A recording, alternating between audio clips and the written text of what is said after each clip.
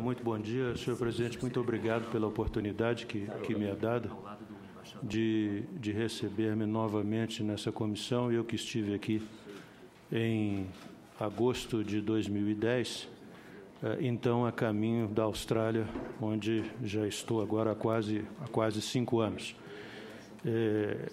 Gostaria de expressar meu agradecimento também ao senhor ministro de Estado por ter mantido a indicação de meu nome. Eu, na verdade, já disponho de agremã para ser embaixador da Indonésia desde agosto do ano passado, e a senhora Presidente da República por também ter mantido essa decisão. É notório dos senhores os fatos que levaram a esse atraso na minha presença nessa comissão, e eu acho que talvez fosse correto eu mencioná-los.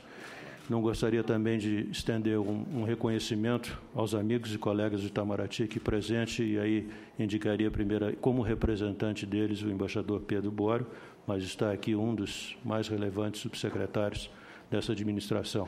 E também um agradecimento póstumo a meus pais, que muito fizeram para que eu pudesse estar aqui nesse momento, e seguramente eu não soube ter generosidade para, em tempo, responder à altura. Naturalmente, os senhores todos sabem que a dificuldade que levou a essa demora na apreciação do meu nome aqui nessa comissão se deveu às circunstâncias infelizes de execução de 2 brasileiros condenados, presos por tráfico de droga na Indonésia em 2004 e 2005, respectivamente em janeiro e abril deste ano.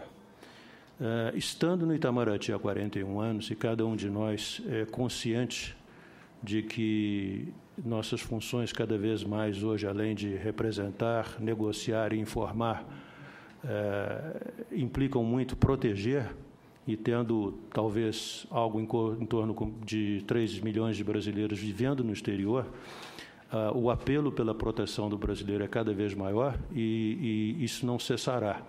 De modo que eu devo hipotecar a minha solidariedade à atitude que a presidente Dilma Rousseff teve em pedir tempo para esclarecer o estágio das relações bilaterais com a Indonésia. É duro ver um brasileiro, seja por que razão for, ser executado no exterior. A esmagadora maioria dos países membros da Organização das Nações Unidas não tem a pena de morte no seu arcabouço jurídico. Há um movimento forte internacional do qual o Brasil hoje faz parte no sentido de eliminar a pena de morte. Vamos ver se alcançamos isso. Até onde eu sei, foi a primeira vez que brasileiros foram executados no exterior em tempos de paz. A senhora Presidente, como presidente, representante de nós todos, como brasileira, naturalmente, como mãe, como pessoa que já foi perseguida, presa, torturada, naturalmente deve ter tido um instinto de reação a isso que nós não podemos ignorar. Desde que esses episódios infelizes aconteceram, Itamaraty tem feito, aliás, já tinha feito bastante gestões no sentido de procurar salvar a vida dos 2 brasileiros, respeitando o arcabouço jurídico da Indonésia e, naturalmente, pleiteando que talvez eles fossem condenados à prisão perpétua, o que já é terrível em si. Mas, de toda forma, uma vez que os eventos aconteceram, Itamaraty nunca deixou de trabalhar no sentido de dar andamento às relações com a Indonésia, um parceiro importante, um país com a população ainda maior que a do Brasil, e registro recentemente reuniões do senhor subsecretário-geral para a política, embaixador Graça Lima, com a chanceler da Indonésia, e mais recentemente, no âmbito das Nações Unidas, do próprio senhor ministro de Estado, com aquela representante, a chefe da diplomacia daquele país. De modo que eu vejo, talvez de uma forma um pouco pretensiosa, mas a minha presença aqui como um sinal político de retomada das relações no sentido de vamos avançar, vamos progredir, num momento em que o Brasil não pode abrir mão de qualquer parceria comercial, e a da Indonésia se mostra bastante promissora. É um país de, agora, 257 milhões de habitantes, que deverá alcançar 330 milhões de habitantes em 2100, portanto, ser o quarto país mais populoso do mundo, depois de Índia, China, Nigéria e Estados Unidos. O Brasil, nessa ocasião, já deverá ser o 12º. Uma economia pujante, que deverá estar entre as 4 primeiras em 2050, quando o Brasil possivelmente deverá ser a 5ª.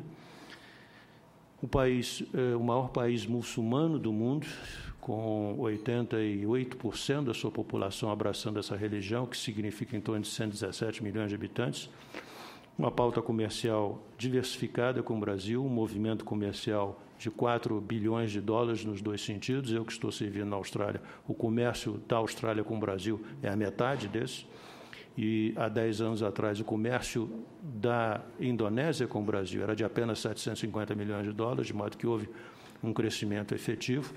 Eu aqui tenho, naturalmente, que prestar uma homenagem ao meu antecessor, e nesse período difícil do relacionamento, também alcançou tempo para ajudar na venda de aviões da Embraer para aquele país, avançar a presença da Avibras, mediante a venda de equipamentos de defesa para a Indonésia, o que foi algo muito bem recebido naquele país e que levou também à criação das 3 adjudâncias militares com que conta a embaixada em Jacarta, enquanto Canberra ainda não conta com nenhuma, de modo que há avanços sensíveis que nós, a meu ver, não devemos desprezar.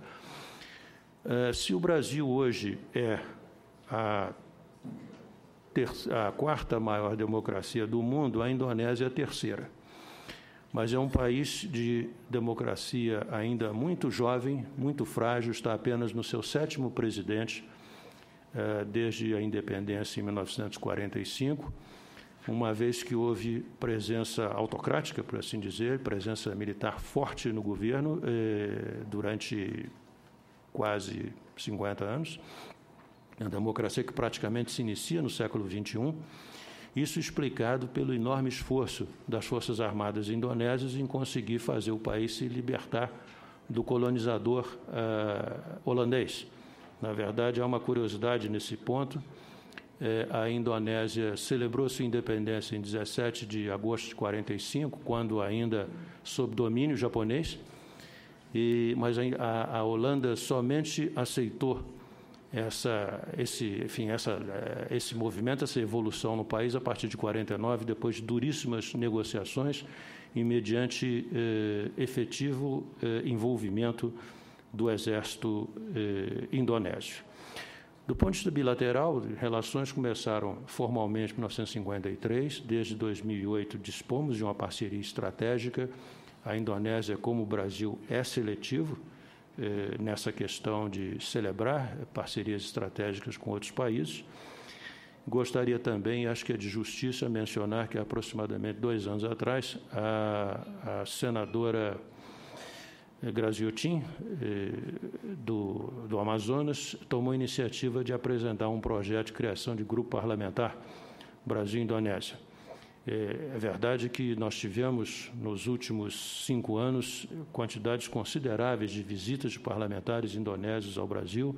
Acho que, de alguma forma, estamos como que a dever alguma reciprocidade e espero, se tiver meu nome acolhido por essa comissão, de repente poder contribuir nesse sentido. Eu, durante esses últimos 5 anos, servi na Austrália, mas também tive 5 países sob minha asa, 5 países que representei de forma cumulativa: Fiji, Ilha Salomão, Nauru, Vanuatu e Papua Nova Guiné.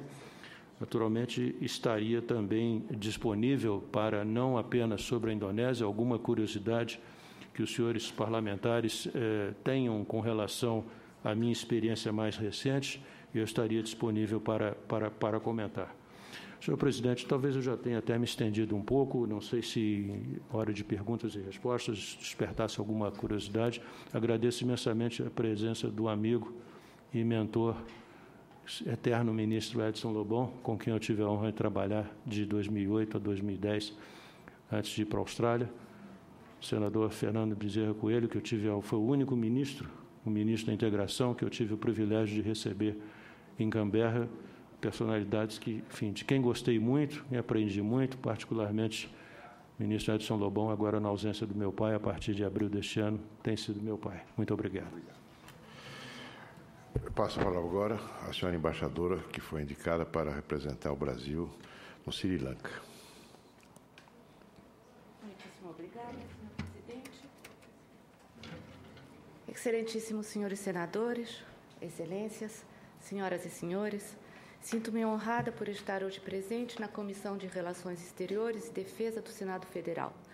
Agradeço à excelentíssima senhora Presidente da República, que muito me honrou ao submeter meu nome a esta casa. O meu sincero agradecimento é também dirigido ao senhor Ministro de Estado das Relações Exteriores, embaixador Mauro Vieira, que deposita em mim a confiança para representar o Brasil na República Democrática Socialista do Sri Lanka e na República das Maldivas. É grande o meu entusiasmo no sentido de promover os interesses nacionais nestes dois países. Senhor presidente, destaco no primeiro momento alguns pontos para embasar a análise do contexto no qual desempenharei minhas funções com a aprovação de Vossas Excelências. Este trabalho apresenta estímulos que ocorrem no momento em que o Oceano Índico adquire relevância na configuração geopolítica global, e isto em razão de considerações de ordem política, sendo palco de possível rivalidade e presença crescente das grandes potências, Estados Unidos, China e Índia, em razão de ordem econômica, como rota fundamental para o comércio de hidrocarbonetos, e de segurança, em razão dos riscos de pirataria, terrorismo, tráfico de armas, drogas e seres humanos.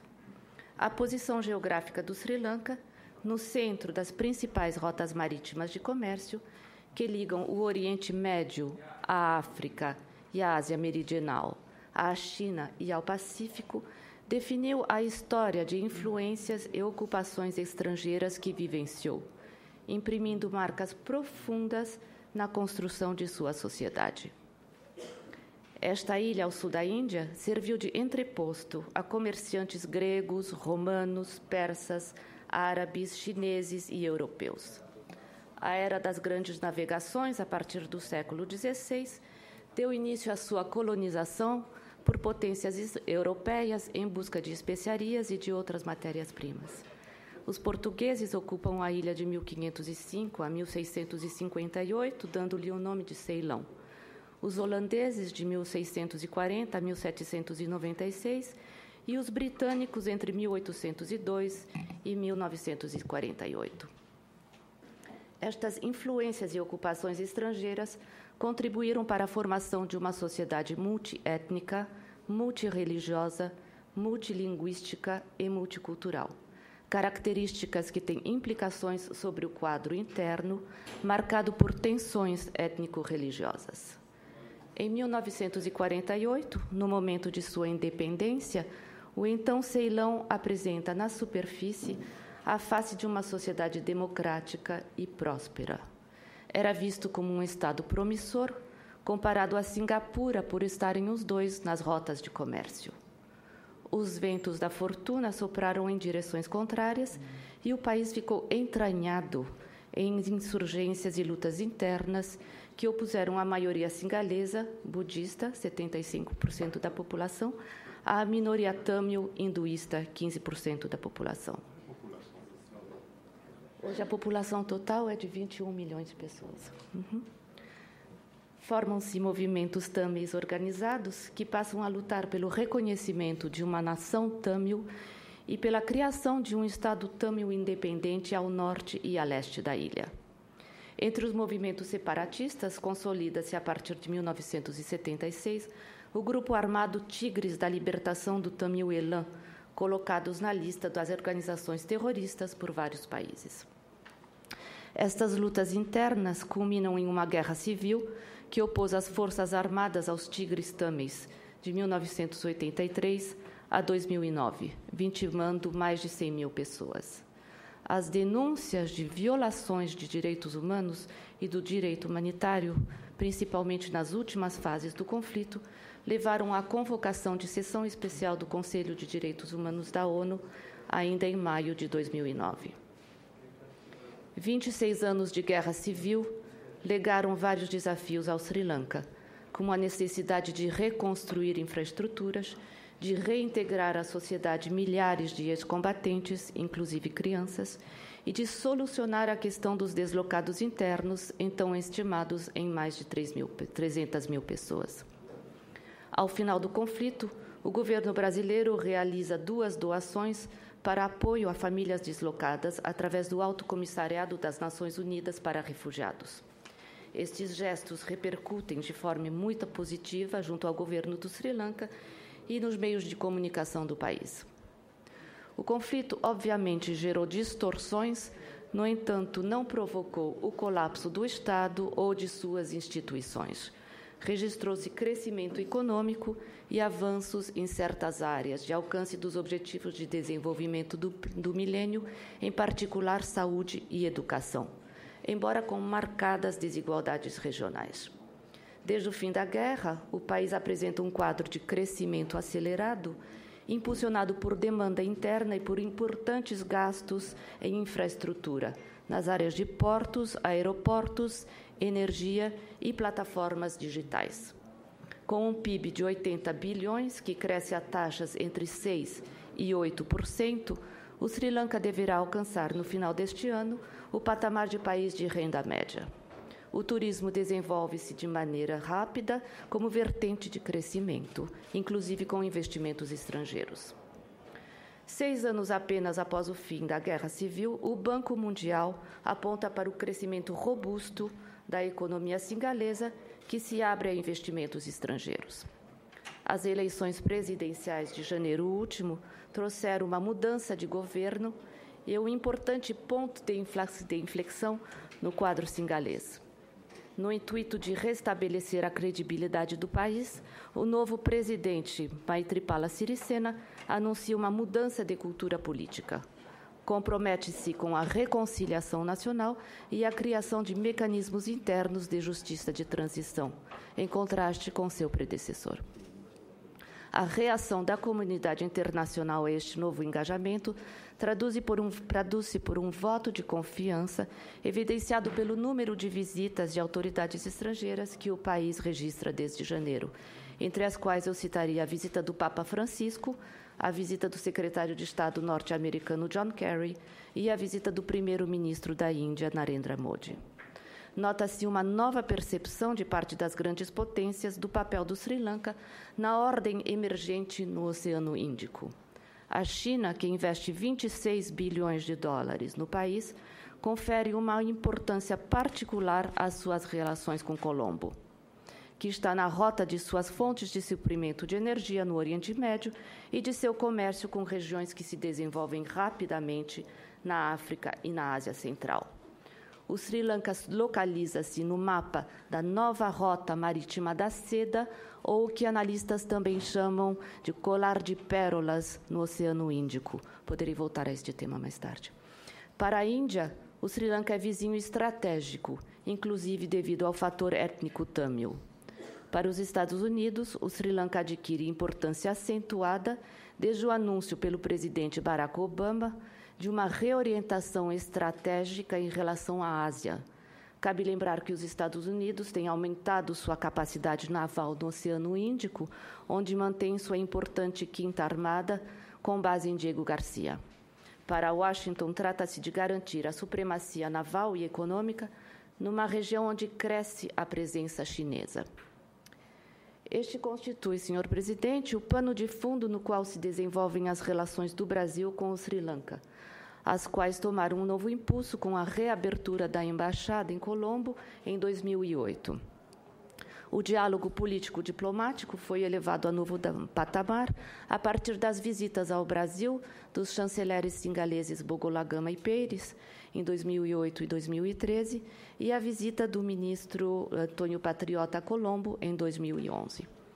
Destaco principalmente a visita, em 2012, do chefe do Estado-Maior do Exército, que tratou de cooperação entre as Forças Armadas dos dois países, nas áreas de intercâmbio de informações, treinamento e cursos, combate ao terrorismo, guerra cibernética, sistemas de monitoramento e vigilância dos oceanos e proteção de fronteiras marítimas. Esta visita foi reciprocada em janeiro de 2014 pelo secretário de Defesa singalês, que em Brasília manteve encontro com o ministro da Defesa, com o comandante da Marinha e com o comandante da Força Aérea Brasileira.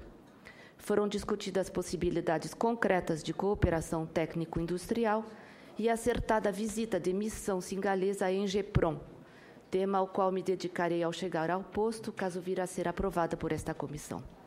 O secretário de Defesa singalês também visitou a Embraer para tratar da compra de aeronaves para uso comercial e militar, o KC-390 e o EMB-120. Sublinho que missões técnicas da Embraer já visitaram Colombo em várias oportunidades para contatos com a Sri Lankan Airlines e com o Ministério da Aviação Civil. Menciono igualmente as visitas ao Brasil de missões singalesas das áreas agrícolas, da habitação, da energia e do setor açucareiro. Sob amparo do Acordo de Cooperação Técnica, em vigor desde 2010, projetos já foram negociados nas áreas de combate à dengue e manejo florestal. O Sri Lanka também expressou interesse em conhecer os programas sociais brasileiros de agricultura familiar e alimentação escolar. O comércio bilateral cresceu de maneira sustentada em 250% nos últimos 10 anos e alcançou a cifra de 174 milhões em 2014. A balança comercial tem sido tradicionalmente superavitária para o Brasil, embora composta por exportações de açúcar. Sublinho, por fim, sobre o Sri Lanka, este país que visa constituir-se como plataforma de logística aeroportuária no Oceano Índico, inclusive como porta de entrada para da Índia, país com o qual tem um acordo de livre comércio e que cresce a taxas elevadas. Uma palavra, senhor presidente, sobre as Maldivas. A República das Maldivas é formada por 26 atóis, compreendendo mais de 1.000 ilhas, e cerca de 80% de seu território encontra-se a menos de 1 metro acima do mar. A vulnerabilidade ambiental do arquipélago impõe, portanto, uma reflexão sobre as consequências. Aquela fileira aqui à esquerda, sim, que estende por quilômetros. Sim. Estava dizendo que a vulnerabilidade inelutável deste arquipélago impõe reflexão sobre as mudanças do clima, sobre a sua população e o seu ecossistema. O país pertence ao agrupamento Pequenos Estados Insulares em Desenvolvimento, que tem forte atuação nas negociações multilaterais sobre clima, oceanos, economia azul e pesca. O diálogo sobre temas ambientais é, portanto, uma vertente importante das nossas relações bilaterais. País de maioria muçulmana, classificado como país de renda média, tem uma economia baseada no turismo de luxo e na pesca. As relações diplomáticas implementadas em 1998 foram igualmente dinamizadas a partir da reabertura da embaixada residente em Colombo, que permitiu contatos frequentes com Malé. O país apresenta oportunidades de cooperação técnica em agricultura familiar e na área de esporte. O fluxo de comércio atinge 15 milhões de dólares, concentrado na exportação brasileira de carnes, destinadas principalmente ao setor hoteleiro. Muito obrigada, senhor presidente. Obrigado, senhora embaixadora. Agora, com a palavra, ao embaixador que está sendo indicado para nos representar no Benin.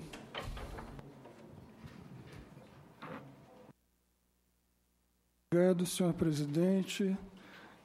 Excelentíssimos senhores senadores, para mim é uma grande honra estar aqui diante desta comissão hoje. Eu acho que o sonho de todo diplomata que ingressa na carreira é um dia chefiar uma embaixada.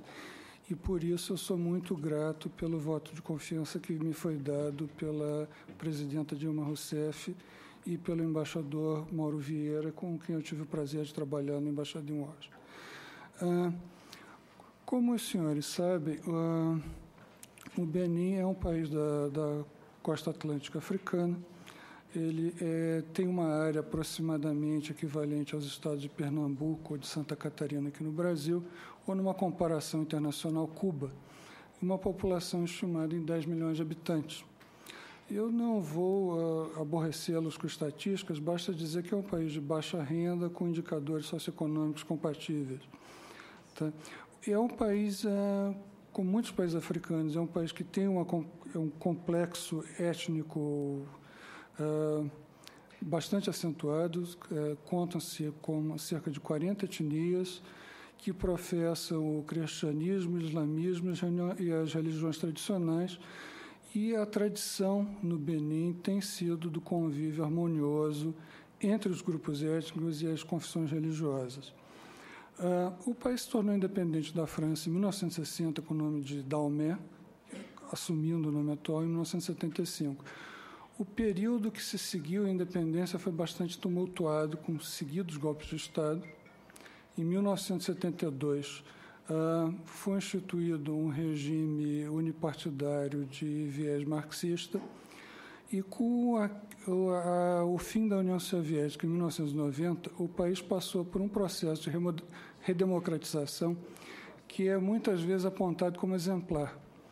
De lá para cá, as eleições presidenciais e legislativas têm se realizado regularmente nos períodos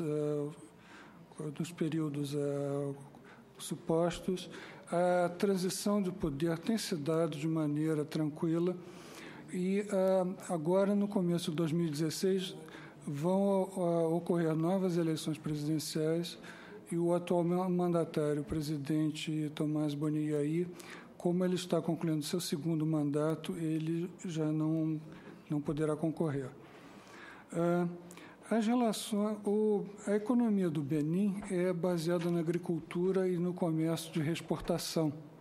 O principal produto agrícola e de exportação é o algodão. O país tem um projeto de se transformar numa plataforma logística para a região, através da ampliação e modernização do aeroporto e do porto de Cotonou e da criação de um corredor rodoferroviário ligando o Oceano Atlântico ao Vale do Níger, e que serviria como canal de escoamento para o Burkina Faso e para o Níger, que são países mediterrâneos, e para a parte da Nigéria. Também não se pode descartar, dada a localização geográfica, que amanhã ocorram descobertas significativas de petróleo, que podia ter um impacto grande sobre o perfil econômico do país. As relações do Benin com o Brasil são multisseculares. Desde fins do século XVII até meados do século XIX, depois de Angola, a região da costa africana, que fica aproximadamente entre Acre, em Gana, e Lagos, na Nigéria, com centro no Benin e principalmente no Porto de Uidá, foi a grande local de partida de africanos para o Brasil, os chamados Minas, Geges e Nagôs.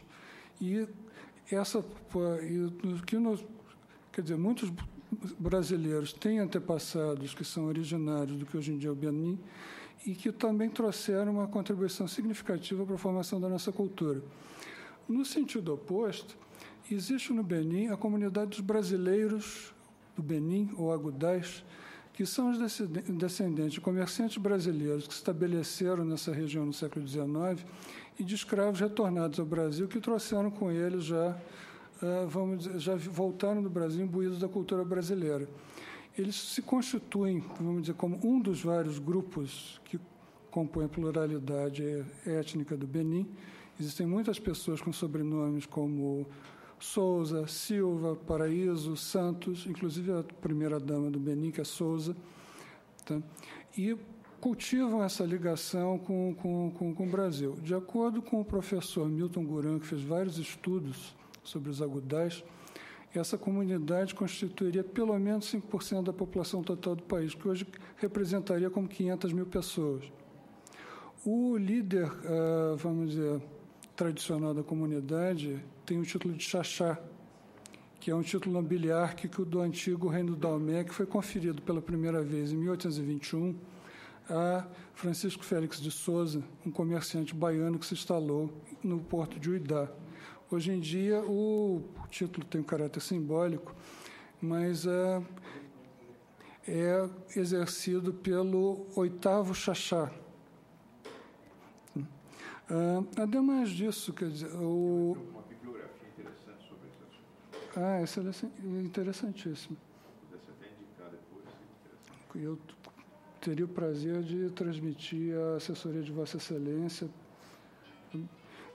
Mas, voltando, contemporaneamente, a embaixada no Brasil em Cotonou foi aberta em 2006, no ano em que o presidente Lula visitou o Benin. No ano seguinte, essa visita foi reciprocada pelo presidente Boni Yayi e também houve abertura na Embaixada do Benin aqui em Brasília. Em 2012, o presidente Boni Yayi voltou uma segunda vez ao Brasil. Tá? O nosso comércio bilateral, ele apresentou uma mudança de patamar a partir de 2008. De lá para cá tem sempre se situado numa corrente de comércio acima de 100 milhões de dólares, e o saldo é francamente favorável ao Brasil. No caso, as nossas exportações são basicamente de açúcar e produtos alimentícios, e as importações do Benin de algodão. Nós temos uma carteira de cooperação bastante expressiva com o Benin. Temos projetos na área da saúde, da educação, da preservação do patrimônio cultural,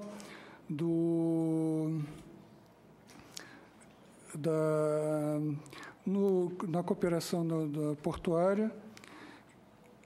E o Benin também é um dos participantes no projeto multilateral do Cotton 4 mais Togo. É o Benin, o Togo, o Chad, o Mali e o Burkina Faso, que é dedicado a aperfeiçoar o cultivo, a produtividade da produção de algodão, que, como eu disse antes, é um produto particularmente importante no Benin. Os investimentos brasileiros no Benin até hoje não têm, infelizmente, vamos dizer, um histórico muito favorável. Houve uma tentativa de uma empresa brasileira de entrar no ramo dos transportes urbanos em Cotonou, mas isso não prosperou. A Petrobras esteve lá participando de um consórcio, fizeram perfuração de pesquisa, mas não apresentou bons resultados. E agora um consórcio constituído pelas empresas Construtora Sucesso e Remanso Mineratora e Construtora deve construir um trecho de estrada de 93 quilômetros de comprimento entre as cidades de Quetu e Savé, dentro desse projeto da construção do corredor rodoferroviário do Benin.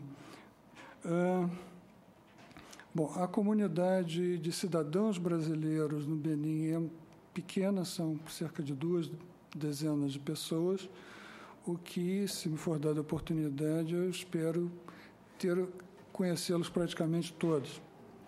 A embaixada em Cotonou também lida cumulativamente com o Níger, que ao contrário do Benin, é um país grande, são 1.200.000 quilômetros, uma população de 17 milhões de habitantes, mas é um país grandes extensões do quais são de deserto. A população está muito concentrada ao sul, no Vale do Níger, onde existe possibilidade de cultivos agrícolas. As nossas relações com o Níger também se tornou independente da França em 1960. Tem uma história política bastante conturbada, acho que não é o caso de me alongar sobre o assunto. Também vai passar por eleições presidenciais agora no começo do ano que vem, mas, no caso, o presidente Mahamadou Issoufou, ele está concluindo seu primeiro mandato, então lhe é dado candidatar-se à reeleição. Tá? A economia baseada principalmente na exportação de urânio, tendo a França como cliente principal. De alguns anos para cá começou a exploração de petróleo, por enquanto para consumo interno, mas se prevê que a partir de 2017 esse petróleo vai começar a ser exportado, vai ser construído uma conexão com o oleoduto que passa pelo Chad e pelo Camerun. As nossas relações com o Níger são bastante incipientes, então o comércio bilateral é muito reduzido. Nós não contamos com um acordo de cooperação bilateral, já foram desenvolvidas, apesar disso, algumas atividades, basicamente na área da segurança alimentar, que é uma grande preocupação do governo nigeriano. A comunidade brasileira lá consta de cerca de 33 pessoas, uma comunidade missionária que tem uma obra de assistencial e que, no começo deste ano, infelizmente, ocorreu um episódio que radicais religiosos atacaram várias entidades cristãs, inclusive essa obra, que, felizmente, a coisa se limitou a danos materiais. Chegou a se cogitar, com a colaboração das autoridades nigerianas, da evacuação dessa comunidade, mas, de lá para cá, as coisas se serenaram e não há indicações que esse episódio volte a se repetir. Se a comissão houver por bem aprovar a minha indicação, eu pretenderia, quando fosse ao Níger apresentar credenciais, fazer uma visita a essa comunidade e manter contatos regulares com ela, por telefone, por e-mail. No mais, eu acho que caberia, para não me alongar muito, uma breve menção à questão do Boko Haram. Até hoje não se registraram episódios ligados ao Boko Haram no Benin, mas sim, seguidamente, inclusive ontem mesmo, um episódio que vitimou 2 militares nigerianos no Níger. Tanto o Níger quanto e também tem essa situação na Nigéria tem provocado um fluxo de refugiados para o Níger que o país tem dificuldade em acolher. Tanto o Benin quanto o Níger se comprometeram a tomar parte de uma força multilateral para combater o Boko Haram, comandada pela Nigéria e que também é integrada por forças do Chad e do Camerun. Bom, eu não queria mais estender mais, deixaria para perguntas mais adiante. Muito obrigado.